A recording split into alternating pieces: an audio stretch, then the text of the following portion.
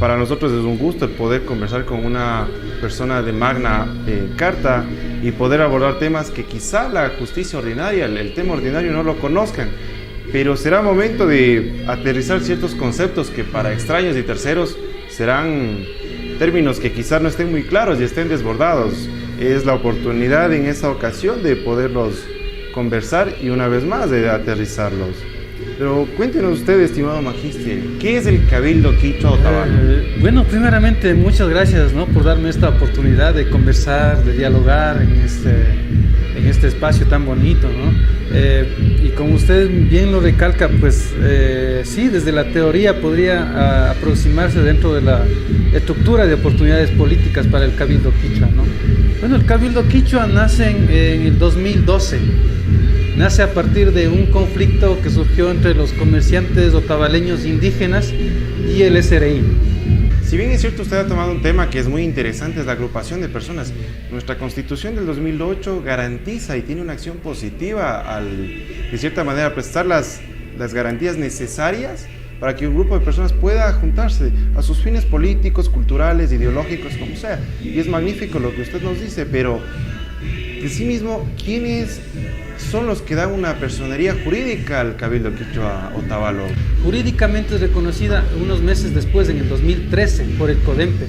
CODEMPE. Ajá, perfecto. Por el Consejo Nacional de Pueblos y Nacionalidades del Ecuador. Entonces, ellos le reconocen, primero le reconocen como comunidad, como comuna, a través de la ley de comuna, ¿ya? Y es la primera comunidad, la primera comuna quichua urbana a nivel nacional.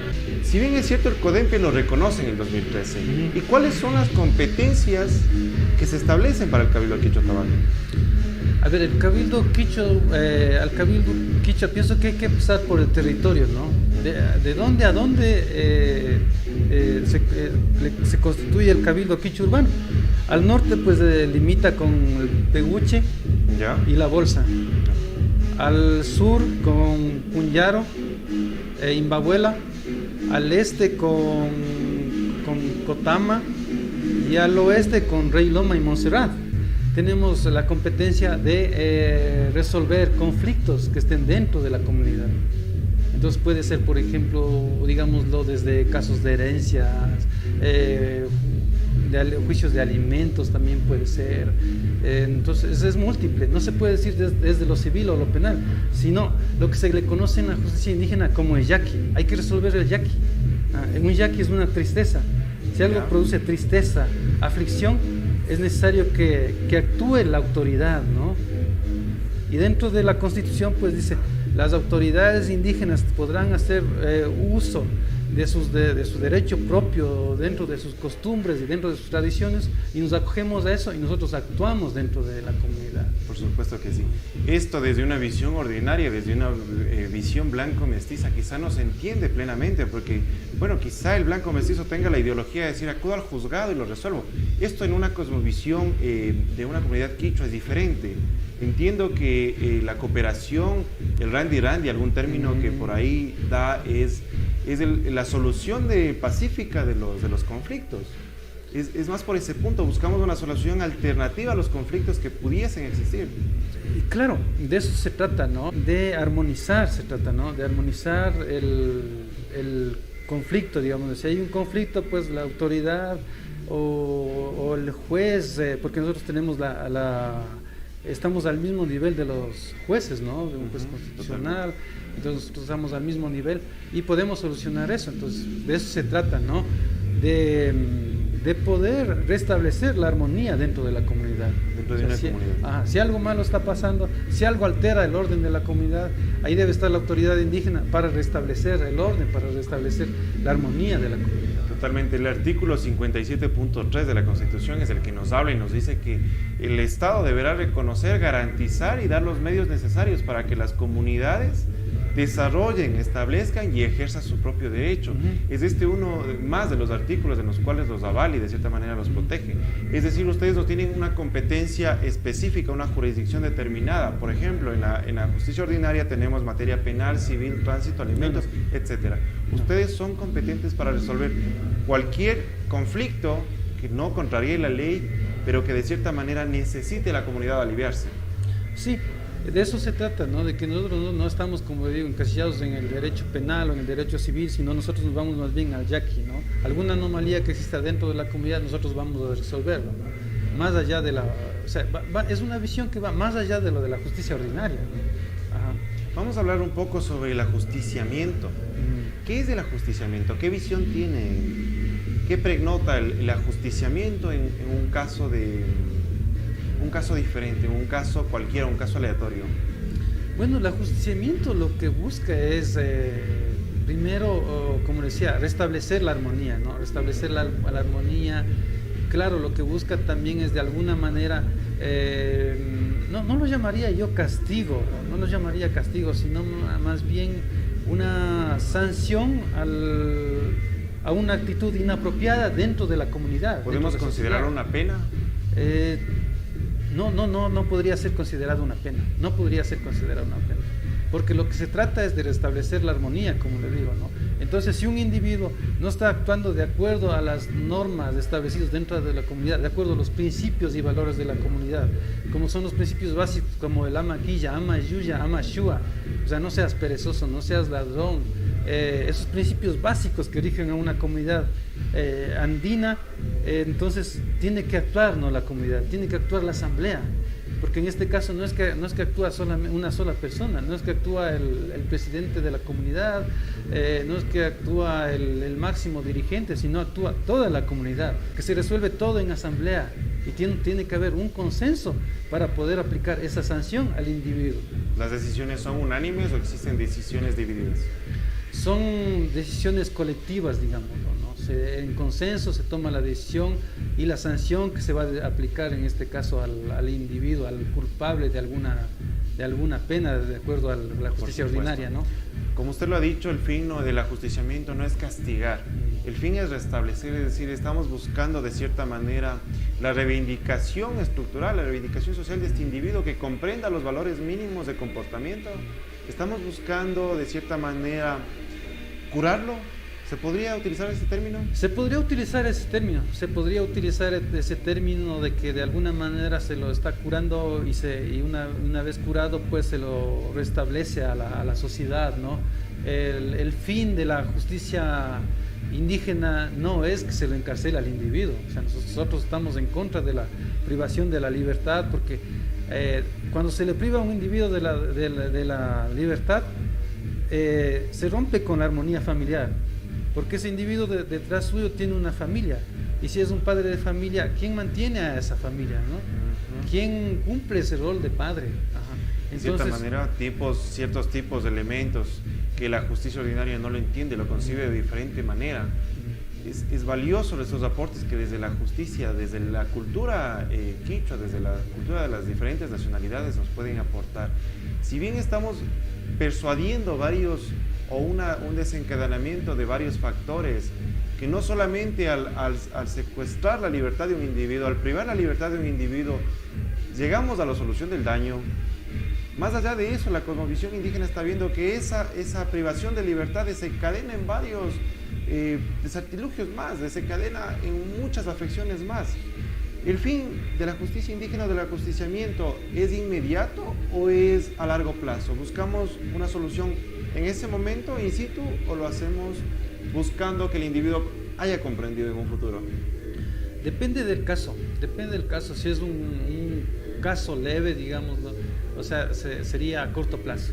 Pero si es algo un poco más complicado, pues sería a largo plazo, ¿no? Las autoridades indígenas de la comunidad pues hacen un seguimiento, ven cómo va evolucionando el comportamiento de ese individuo, si realmente hay un cambio integral dentro de la comunidad, y puede ser ya un individuo correcto, digámoslo así, dentro de su conducta, y se restableció a la sociedad y a la comunidad. Está bien, ¿no? Entonces es a corto, a mediano y a largo plazo. Se busca totalmente liberar todos los males futuros, medianos y prontos que se tenga. ¿Cuáles son los elementos del ajusticiamiento? Bueno, los elementos del ajusticiamiento, empecemos por cómo se hace el llamado al ajusticiamiento, ¿no? Primero, pues en este caso se llama la autoridad de la comunidad, la autoridad de la comunidad comunica a los demás miembros miembros principales de la comunidad y se forma una asamblea comunitaria. En la asamblea comunitaria se hace el huillachina, que es el aviso a la comunidad, ¿no? Dice, bueno, ha habido este conflicto, hay este yaqui, y por ende necesitamos que todas las personas de la comunidad estén presentes. Y en ello cumple un papel muy importante los ancianos de la comunidad, porque ellos son los transmisores de la sabiduría y del conocimiento, y ellos tienen mucha importancia dentro de la comunidad, y ahí ellos son como los guías de la sentencia, digámoslo, ¿no? Que va a haber de este caso. Si bien se hace un llamado a la comunidad, ¿qué sucede después? La comunidad está ya reunida y conoce el problema. Claro, conoce el caso. Luego viene el tapuicuna, que es la pregunta que viene, ¿no? Se viene a preguntar, se investiga el caso. Si la gente digamos que es de otra comunidad, ¿no? Se pregunta a la otra comunidad si el individuo cometió algún acto delictivo, digámoslo, dentro de los términos legales de la justicia ordinaria. Que si le conocen, cómo es esa persona, si ha cometido algún acto indebido. De acuerdo a eso, a esa investigación, o entre familias también puede ser, si hay un conflicto interfamiliar, se pregunta a las familias qué ha pasado, cuál es el antecedente de esas personas, ¿no? Entonces ahí viene el tapuicuna, que es la investigación. Luego viene el chimba purana, que sería el careo, la confrontación entre las dos partes, ¿no?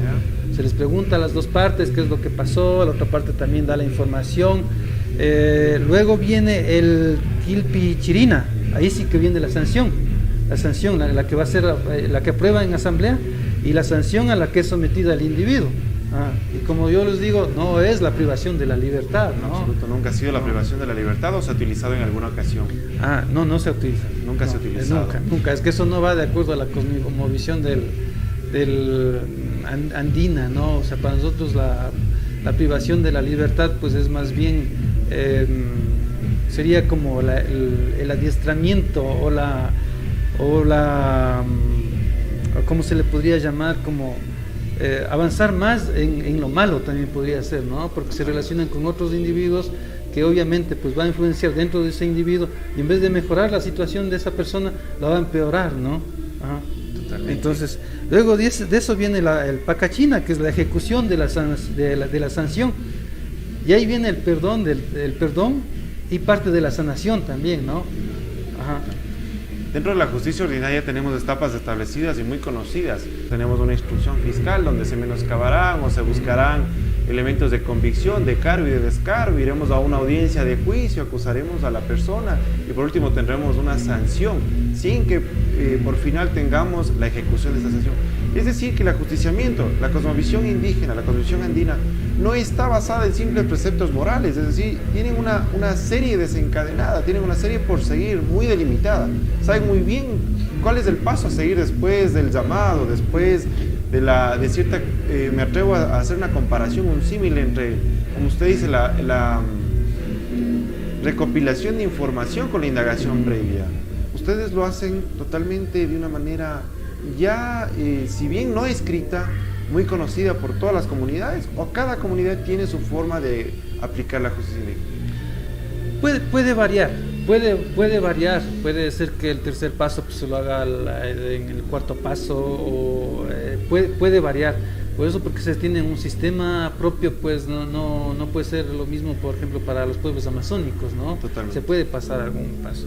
Y además también, o sea, para que el ajusticiamiento sea exitoso, pues hay que cumplir con los pasos, ¿no? Porque de acuerdo a la Constitución también nosotros no podemos incurrir en otros problemas y nos podrían demandar a nosotros como ejercedores de la justicia indígena. Si es que no se ven las limitaciones legales, claro. por supuesto. Por ejemplo, ha habido casos de que el acta está mal redactada, ¿no es cierto? Si el acta está mal redactada, se nos puede demandar, y el individuo puede inclusive pedir la declinación de competencias, ¿no? ¿Quién puede ser sujeto activo o pasivo de la justicia indígena? ¿A quién podemos ajusticiar y a quién no? A ver, podemos ajusticiar a todas las personas que estén dentro de la circunscripción territorial que nos corresponde. Eso quiere decir que podemos hacerlo con personas indígenas y no indígenas en el caso de Otavalo. Y en caso de otras comunidades también, porque usualmente digamos un robo de animales, ¿no? De animales, usualmente son personas que están fuera de la comunidad, personas externas, pero se les puede ajusticiar dentro de la comunidad. Se puede traer a cabo. Ajá. Existe un elemento primordial el cual deba cumplirse, por ejemplo, que el conflicto sea entre un quichua y un mestizo, que el conflicto tenga de por medio un quichua, o se puede interferir en el conflicto de dos mestizos. Se podría intervenir si ellos piden que la justicia indígena intervenga. Por ejemplo, aquí en Otavalo nosotros damos audiencias, ¿no? Como Cabildo Quichua, damos audiencias y ha sido, digámoslo, muy buena la aceptación de la población mestiza, porque frente a la ineficiencia, de cierta manera, de la justicia ordinaria, nos han pedido que intervengamos. O sea, han sido asuntos leves, digamos, ¿no? Como robos o inclusive conflictos intrafamiliares. La población mestiza nos está pidiendo a nosotros que actuemos. ¿Sería posible afirmar que el propio Banco Mestizo no confía en su sistema, en la justicia ordinaria? ¿Se ve un fallo? ¿Podríamos determinar de alguna manera, sin aseverar, podríamos decir que quizá no está la satisfacción del individuo de aplicación de esta justicia? Y es por eso que vemos en la justicia indígena una aplicación casi perfecta. Se podría decir, y se podría decir también que es el trámite, ¿no? El trámite legal que implica, ¿no? La justicia ordinaria. O sea, es un trámite muy burocrático, ¿no? De mucha espera. Si bien es cierto, como le decía, pues en la justicia indígena hay a corto, a mediano y a largo plazo los casos, pero lo que se trata es de restituir las cosas, o de resarcir las cosas, o de resolver las cosas a corto plazo. Eso es lo que se trata, ¿no? Hay un principio de reciprocidad en el mundo andino, ¿no? Hay un principio, ese principio nos congrega a todas las comunidades. Entonces ahí se forma una red de comunidades que son invitados a participar de la justicia indígena, o sea, entre autoridades, ¿no? Y en este caso, pues por ser Otavalo un espacio simbólico de poder, porque es el centro de la comunidad quichua, entonces a nosotros nos han invitado también a ser parte de otros ajusticiamientos, ¿no? Como en el caso de Peguche, que se dio recientemente. Entonces ahí no nos corresponde dentro de nuestra jurisdicción, pero como invitados nosotros acudimos a ese llamado. Totalmente. Si bien hemos hablado ya de persona, territorio, vamos a ver qué materias puede conocer, qué limitación existe a nivel constitucional, a nivel de instrumentos internacionales, porque de cierta manera tengo entendido y asevero, pongo de manifiesto que no todo caso cometido sucedido en una comunidad quichua puede ser conocido, puede ser de cierta manera atendido por la justicia indígena. Es el tema de lo penal en relación al derecho a la vida. Si se comete un asesinato, no puede existir la participación del Cabildo Quichua para solucionar ese conflicto. ¿Qué materias conoce usted que no se podrían, de cierta manera, abocar conocimiento, no se podrían evacuar? ¿Existe alguna? ¿Existen varias? Dentro de la justicia indígena prácticamente no existirían, o sea, pero sí lo que existe son las limitaciones mismo dentro de la justicia ordinaria, o digamos, es una rivalidad con la justicia ordinaria, cuando podrían complementarse, ¿no? La una podría complementar a la otra también, podría ser ese el caso, pero al ser mismo la justicia un espacio de poder, la justicia ordinaria a veces quiere quitarle ese poder a la justicia indígena, ¿no? Entonces dicen, no, dentro del derecho penal y dentro, por ejemplo, de un caso de asesinato, la justicia indígena no puede intervenir, porque también puede decir, de acuerdo a los derechos humanos, qué sé yo, ¿no? La justicia indígena no tiene ese alcance, pueden decir, desde una visión blanco-mestiza, y ahora pues también el desconocimiento de las autoridades indígenas o de los mismos indígenas, a veces no se da la importancia que tiene la justicia indígena, ¿no? Tenemos el ejemplo de Bolivia, la ley de cooperación, como usted dice, hablando del pluralismo jurídico. esta participación, esta combinación, esta, de cierta manera, cooperación entre la justicia ordinaria y la justicia indígena. Bolivia tiene una ley en la cual, de cierta manera, articula el cómo actuar entre la justicia ordinaria y la justicia indígena. A decir del doctor Fonseca, un excelente catedrático del Ecuador, es necesario crear este proyecto, es necesario materializar, porque vale decirlo que como proyecto de ley ya se tuvo. Sin embargo, bueno, como se lo ha dicho, el trámite burocrático quizá ha retardado la promulgación de esta ley. Pero ¿ustedes consideran que es necesario hacer un apaciguamiento entre la justicia ordinaria e indígena? ¿Puede existir una combinación de facultades, una combinación de competencias más allá de todo esto? Es un poco difícil, pero yo pienso que se daría un paso importante, ¿no?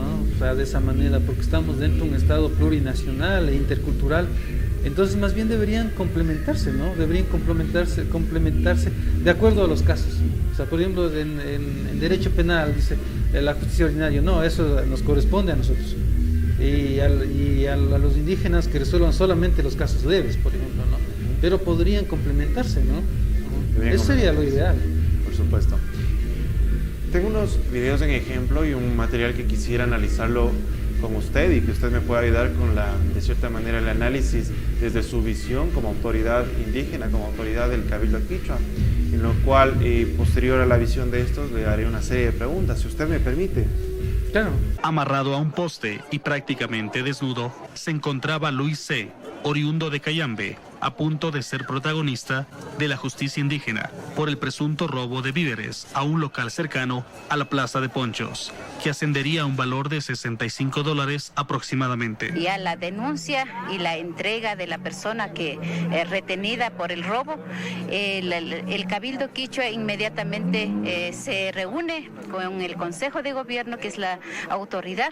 Una vez reunida, vienen acá a la Plaza de Ponchos para aplicar la justicia indígena. Amparados en el artículo 171 de la Constitución de la República, los moradores del sector efectuaron el ritual de purificación con agua helada y ortiga para que el implicado no vuelva a cometer ningún delito. Es bastante conocido el señor y sobre todo para que se siente un precedente, decidí seguir todo el procedimiento para que ya de alguna manera escarmiente. El detenido fue puesto a órdenes de la Policía Nacional y transportado en ambulancia a una casa de salud, luego que su familia se comprometiera a devolver lo sustraído al dueño del local afectado. De esto se trata la justicia indígena, de recuperar, de reparar y también, como decíamos, de que esta persona pueda reflexionar del hecho cometido. Desde Otavalo, provincia de Imbabura, David Vizcaíno Aro, 24 horas.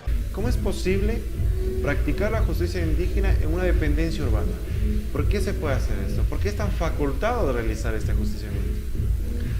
Estamos facultados por lo que ya habíamos mencionado anteriormente, ¿no? Por la jurisdicción, por la competencia misma que tiene el Cabildo Quichua Otavalo y por ser la autoridad dentro de esa jurisdicción, dentro de ese territorio, lo cual nos faculta a actuar en pro de mantener el orden y la armonía dentro de la comunidad Quichua Otavalo. Asimismo podemos evidenciar que no se hace el ajusticiamiento a un miembro de una comunidad quichua, se hace el ajusticiamiento a un blanco mestizo. Lo hemos desarrollado ya, pero para dejarlo en mesa, dejarlo de manifiesto, ¿por qué es posible hacerlo un ajusticiamiento a un blanco mestizo en esta ocasión? Es posible porque esta persona rompe con los principios no solamente de una población indígena, sino rompe con los principios y con los valores de la sociedad en general, ¿no? De una sociedad intercultural como es Otavalo, rompe con ese sistema, ¿no? Entonces, por eso este individuo es ajusticiado esta vez por los indígenas, digamos, ¿no? Pero es porque rompe con esos principios, con esos valores de la sociedad, rompe con las normas establecidas dentro de la sociedad. En Chimborazo, una pareja fue sometida a la denominada justicia indígena por infidelidad. Ángel Pilatuña nos reporta. Ortiga y agua fue el castigo que le impuso a la comunidad de Columbe Grande del Cantón Colta a una pareja a causa de la infidelidad. Es para que la gente vayamos teniendo miedo, un poco vayamos practicando lo que es la cultura, la tradición y la justicia, donde nosotros mismos debemos sernos valorados. En este caso, ¿qué se castiga? Se castiga ese rompimiento del núcleo familiar, se castiga, ¿no? O sea, porque en ese caso del Chimborazo, hay una infidelidad, pero esa infidelidad rompe con la estructura familiar. El ayllu es muy importante dentro de la cosmovisión andina. La familia es muy importante para nosotros. Entonces, si algo rompe con esa armonía familiar, obviamente debe ser sancionado, ¿no? Por eso es que se hace. Buscamos proteger al menor, buscamos proteger a la mujer, buscamos proteger a todos los elementos de la familia. Claro. De alguna manera, pues, se podría decir en términos occidentales, se busca cuidar a los grupos vulnerables, ¿no? Las mujeres y los niños, pero más allá de eso, lo que se busca es cuidar la armonía familiar. Lo más grave que puede pasar es que ese individuo sea expulsado de la comunidad. Eso sería lo más grave que puede pasar. Esa es la pena máxima. Es la expulsión de la comunidad. La expulsión de la comunidad. Entonces, para un indígena, eso es lo más grave que puede existir. O sea, la pertenencia étnica, la pertenencia territorial es muy importante. En el momento que pase eso, es la máxima sanción que podría haber, como una cadena perpetua, podríamos decirlo, ¿no? Hablando de la autoidentificación étnica, la autoidentificación es un valor primordial y más allá de eso es un elemento importante. Me gustaría analizar el siguiente boletín. La incógnita que tengo yo aquí es, ¿por qué se castigan a los padres en este caso? Hay dos vertientes en el caso de la homosexualidad en el mundo andino. Unos dicen que ha existido la homosexualidad desde antes de la época de la llegada de los españoles, otros que dicen que no, que la homosexualidad y lo malo vino con los españoles. No hay datos exactos sobre si es cierto o no es cierto, ni lo uno ni lo otro. Se les sanciona a los padres porque consideran que es un acto de inmoralidad, ¿no? Es un acto de inmoralidad. Obviamente no sabíamos qué decir al respecto. O sea, hay una estructura básica para las comunidades que es la familia. Dentro de esa estructura básica importante para la comunidad andina está el papá, la mamá y los hijos, ¿no? Por ejemplo, dentro de los protocolos sociales siempre está presente el marido y la mujer. O sea, dentro de una boda, digamos, de la boda, de un bautizo, siempre debe ir la mujer al lado. Y si esa persona es mayor de edad y es viudo, digamos, ¿no?, va con su hija. Entonces, por eso es muy importante, inclusive el matrimonio es como un ritual de iniciación a la etapa adulta de una persona. Y también se le considera a la mujer como un complemento del hombre y el hombre el complemento de la mujer. Vivimos en un mundo dual en el que los dos somos importantes. Entonces, por eso se da este caso que va con la inmoralidad, ¿no? Perfecto. La ideología de género es un precepto que no es discutible en la jurisdicción indígena. Bueno, la ideología de género es un término nuevo, ¿no? Y en relación a la ideología de género se podría armar un debate, porque pienso que es inclusive nuevo dentro del mundo occidental, ¿no?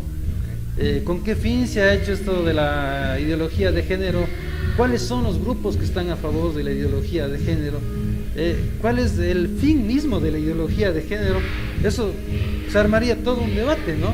Entonces, para nosotros es un término relativamente nuevo en el que no habría ni que discutirlo dentro de la Constitución.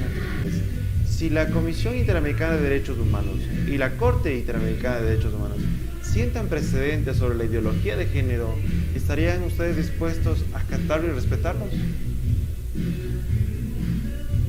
Bueno, más allá de eso viene la cosmovisión, ¿no? Y los principios básicos como parte de la comunidad andina, ¿no? Obviamente estamos también expuestos, estamos expuestos a las nuevas tendencias, ¿no? Como la ideología de género, el feminismo, que va siendo parte también en nuestros días de las nuevas corrientes filosóficas, de los nuevos movimientos inclusive sociales, ¿no? O sea, ya se habla de feministas indígenas, ya se habla también de homosexualidad dentro del mundo andino. Entonces, Pienso que es una evolución y como todo, pues, bueno, al menos yo pues, me identifico como constructivista, todo es una construcción social. Entonces esto es una construcción social, ¿no? O sea, de que se acepte o no dentro de la población indígena, pienso que no sería yo el más apto para decir sí, se lo va a aceptar, ¿no? Sino yo pienso es una construcción social y la cultura también va evolucionando. Ya no somos los mismos indios de portada, el buen salvaje que se nos decía anteriormente. Entonces estamos sometidos a cambios también, estamos sometidos a cambios de la globalización y en eso pues el quichua a caballo es uno de los que más se ha globalizado. Continuamos con el siguiente extracto de prensa. Es un caso muy reciente, quizá el último sobre justicia indígena. En este punto, ¿es correcto tomar una decisión en general para un grupo delimitado? ¿Es correcto aplicar una sanción que un individuo o un grupo de individuos ha cometido a todos sus derivados? Es correcto, porque igual, nombrando organismos internacionales dentro del convenio 169 de la OIT, dice claramente, ¿no?, que los pueblos y nacionalidades tenemos autonomía, tenemos también el libre ejercicio de nuestras funciones, de nuestras costumbres, y ahí está consagrado uno de los derechos colectivos, que es el ajusticiamiento indígena, ¿no? Y como le decía, todo tiene que ver con la armonía y el equilibrio de la comunidad.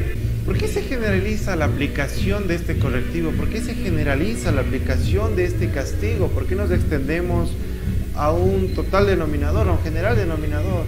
¿Por qué extenderlo a personas que quizás no participaron o a personas que quizás nada tienen que ver con el cometimiento de este hecho? Dentro de la jurisdicción ordinaria existe un elemento principal dentro del procedimiento penal, que es que la característica del mismo es personalísimo, es decir, es intransferible. No podemos, por un acto reprochable, perseguir mucho menos a sus hijos, ni a sus parientes, ni a sus hermanos, ni a sus demás individuos que compartan características. Muy de acuerdo con eso, muy de acuerdo con eso. Desde la justicia indígena, pues no se trata de discriminar a una persona, no se trata de discriminar a un grupo de personas, no se trata de discriminar a un grupo humano. Lo que se trata es de restablecer el equilibrio de la comunidad. Por eso es que se ajusticia no solo a los indígenas, por eso es que se ajusticia también a las personas que no sean indígenas, pero que estén dentro de la circunscripción territorial, dentro de la comunidad. Hace un tiempo atrás, en Santiago de Chile, se sucedió un acto reprochable, lo conoció ya la jurisdicción ordinaria, en lo cual un grupo de otavaleños agredió y, si no estoy mal, incluso me parece que mataron o sucedió con la vida de una señora. El pueblo chileno se indignó demasiado y de cierta manera comenzó a generalizar y estereotipar la calidad del otavaleño viajante. Como usted lo ha dicho, pues el otavaleño es conocido a nivel mundial por sus diversas actividades que lo ha realizado. ¿Cómo concebiría usted que, al saber que usted es un quichua otavaleño, sea reprochado por algo que usted no cometió y algo que usted no tuvo participación? Bueno, es un acto reprochable, muy, muy delicado, muy difícil de comentar, mucha vergüenza propia y ajena, digámoslo entre comillas, en este momento. Se emitió las debidas disculpas de Estado a Estado, se emitió, ¿no? A través de los funcionarios públicos se dio unas disculpas públicas al Estado chileno, al pueblo mapuche, hermanos indígenas, pues, ¿no? Pero para nosotros es un caso aislado. Es un caso aislado, muy reprochable, por cierto. Las minorías históricamente han sido perseguidas. Tenemos varios ejemplos. Alemania, en los años del 38, 1938. Incluso tenemos casos nacionales. El propio pueblo quichua fue perseguido. Las minorías siempre fueron perseguidas. Hablamos de los años 50. Viene la lucha reivindicatoria de grandes gestores culturales, por ejemplo, Mama Tránsito Amaguaña, Dolores Cacuango, quienes luchaban en contra de este perseguimiento estatal, de este aparataje. La premisa es la siguiente: si bien las minorías han sido perseguidas y ustedes como pueblo tabaleño, quichua tabaleño, han sido una minoría, ¿no estarían cometiendo el mismo acto de perseguir a una nueva minoría? No, porque no estamos basando nosotros en personas, sino más bien estamos viendo el hecho nada más, ¿no? El hecho, a eso nos basamos. Nosotros no estamos viendo ni género, ni pertenencia étnica. Lo que nosotros vemos es que se ha cometido un yaqui, como decía. Si provoca un yaqui, si provoca una tristeza para la población, esa persona debe ser sancionada, independientemente de quién sea. Inclusive puede ser el mismo presidente de la comunidad. Tiene que ser sancionado. Y en asamblea, ¿no? En asamblea. No es que una sola persona toma la decisión de castigar o de sancionar, se toma en asamblea, en comunidad. El sistema blanco mestizo y el sistema indígena han convivido durante años, cientos de años, y lo han hecho de una manera estupenda, salvo errores o salvo ciertos casos en particular. ¿Usted cree que es hora de que estos dos sistemas jurídicos se den la mano y resuelvan conflictos en favor o en razón del bien común, en bien de la comunidad?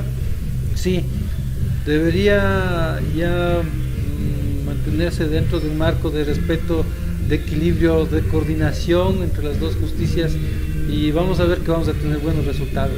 El compañerismo entre las dos sería lo primordial. Ajá. Sin duda sería todo eso. Sí, eso sería lo importante. Más bien, hasta aquí en Recién. ¿Ya? Muy amable, gracias. De nada.